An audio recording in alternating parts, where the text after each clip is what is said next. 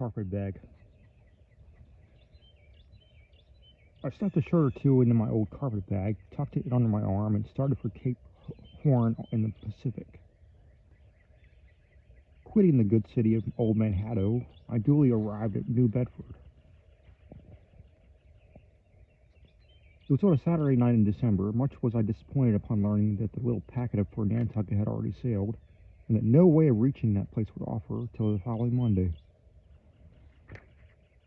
And most young candidates for the pains and penalties of whaling stop at this same New Bedford. Thence to embark on their voyage, it may as well be I related that, for one, had no idea of so doing. For my mind was made up to sail in no other than a Nantucket craft, because there was a fine, boisterous something about everything connected with that old famous island, which amazingly pleased me. Besides, though New Bedford has of late been gradually monopolizing the business of whaling, and though in this matter poor old Nantucket is now much behind her, yet Nantucket was her great original, the tire of this Carthage, the place where the first dead American whale was stranded. Where else but from Nantucket did those aboriginal whalemen, the red men, first sally out in canoes to give chase to the Leviathan? And where, but from Nantucket too, did that first adventurous little sloop put forth, partly laden with imported cobblestones, so goes the story,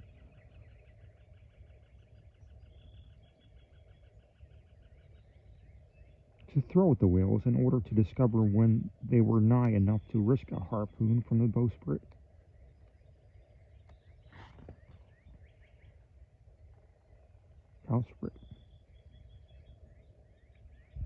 Now having a night, a day, and still another night following before me in New Bedford ere I could embark from my destined port,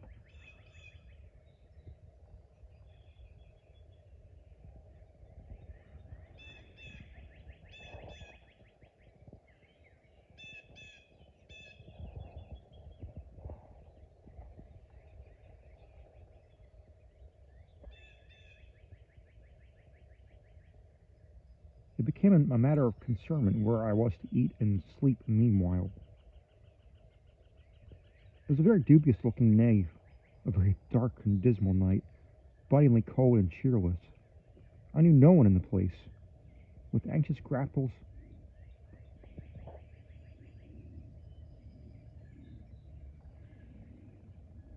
I had sounded in my pocket, and only brought up a few pieces of silver.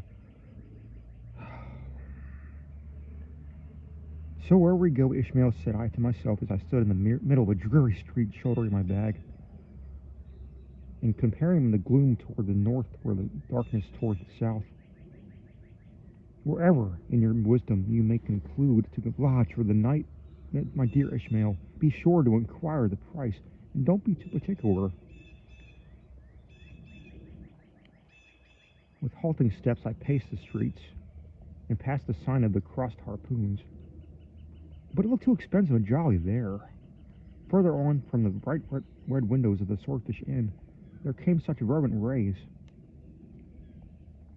that it seemed to have melted the packed snow and ice from before the house, for everywhere else the congealed frost lay 10 inches thick in a hard asphaltic pavement. Rather weary than for me when I struck my foot against the flinty projections, because from hard, remorseless service the soles of my boots were in the most miserable plight.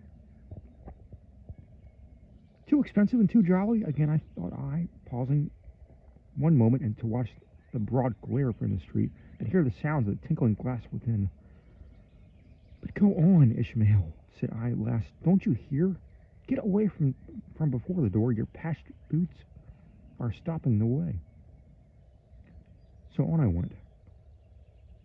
I now by instinct followed the streets that took me waterward, for there, doubtless, were the cheapest, if not the cheeriest inns.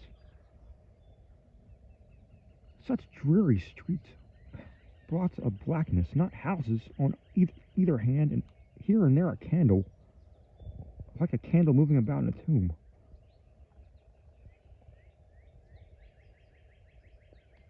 At this hour of the night, at the last day of the week, that quarter of town proved all but deserted.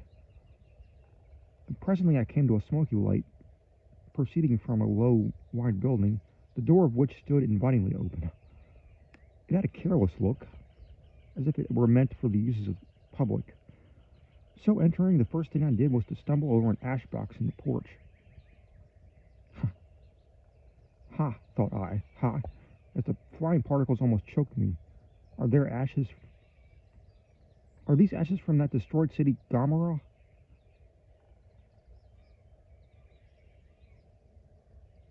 But the crossed harpoons and the swordfish? This, then, must needs be the sign of the trap. However, I picked myself up and, hearing a loud voice within, pushed on and opened a second interior door. It seemed the great black parliament sitting in Topet.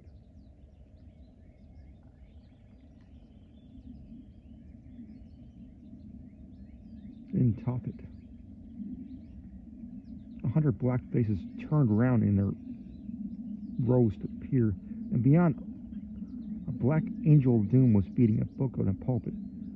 It was a Negro church, and the preacher's text was about the blackness of darkness, and the weeping and wailing and teeth gnashing there. Huh. Ishmael, muttered I, back out. Wretched entertainment at the sign of the trap. Moving on, I at last came to a dim sort of out-hanging light not far from the docks, and heard a forlorn creaking in the air, and looking up saw its a swinging sign over the door with a white painting upon, faintly representing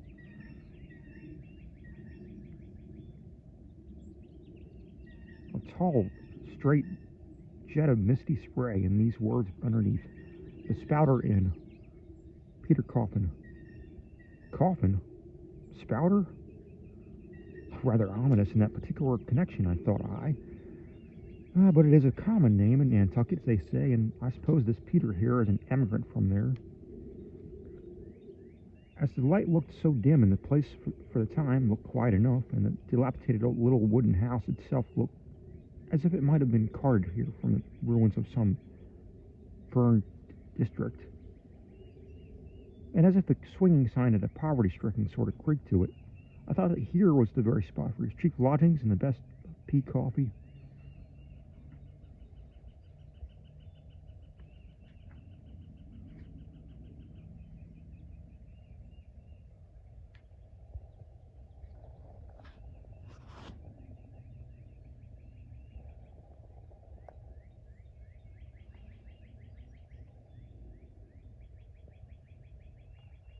It was a little queer sort of place, a gable-ended old house, one side palsied, as it were, and leaning over sadly, it stood on a sharp, bleak corner where that tempestuous mist, Euroclydon, kept up a worse howling than ever it did about poor Paul's tossed craft.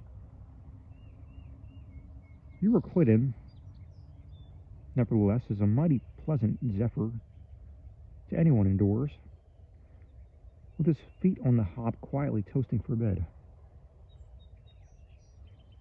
In judging of that tempestuous wind called Euroclydon, says an old writer, of whose works I possess only the only copy extant, it maketh a marvelous difference, whether thou lookest out at it from a glass window, where the frost is all on the outside, or whether thou observest it from the sassless window, where the frost is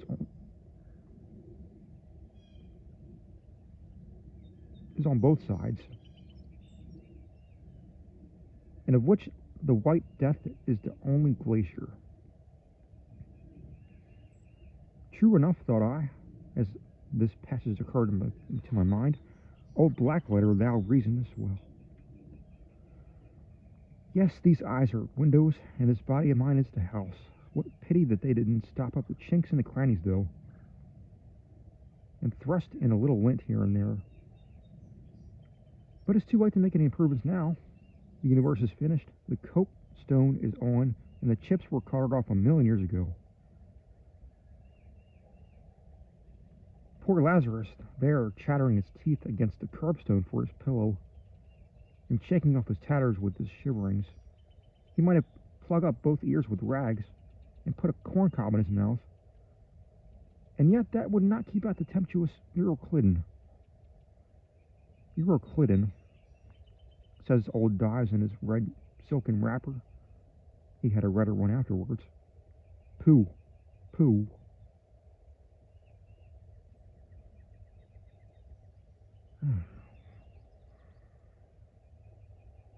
What a fine frosty night. How Orion glitters. What northern lights.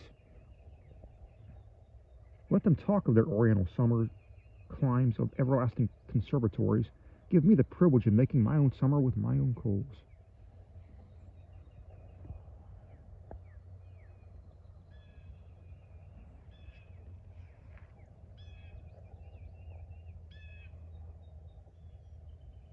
But what thinks Lazarus? Can he warm his blue hands by holding them up to a grand northern lights?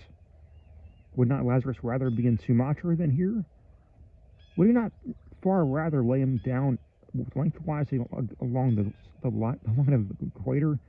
Yea, ye gods, go down to the fire pit itself in order to keep out this frost? Now that Lazarus should lie stranded there on the curbstone before the door of Dives, this is more wonderful than that an iceberg should be moored to one of the Moluccas. Yet Dives himself, he too lives like a czar in the ice palace made of frozen sighs, and being a president of a temperate society, he only drinks the tepid tears of orphans. But no more of that blubbering now. We are going a whaling, and there is plenty of that to come. Yet let us scrape the ice from our frosted feet and see what sort of palace this quote-unquote spouter may be.